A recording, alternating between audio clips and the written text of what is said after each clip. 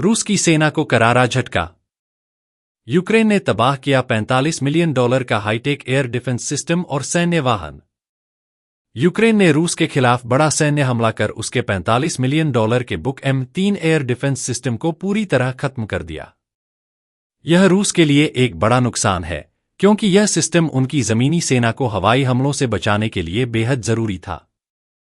Book M3 रूस का सबसे आधुनिक medium range air defence system है, जिसे 2016 में पहली बार तैनात किया गया था।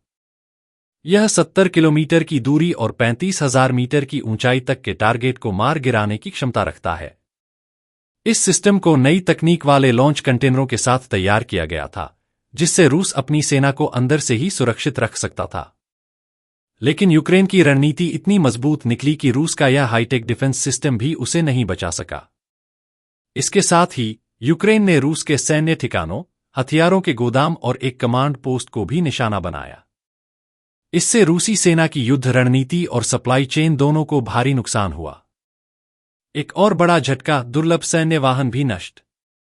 यूक्रेन ने सिर्फ बुक M3 ही नहीं, बल्कि एक दुर्लभ रूसी सैन्य वाहन बैट-2 को भी नष्ट कर दिया।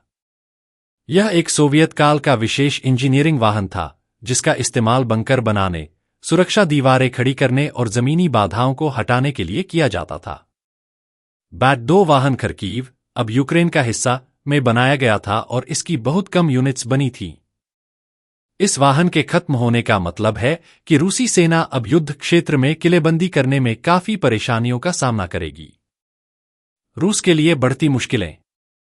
इस हमले के बाद रूस की सेना के लिए हालात और खराब हो गए हैं।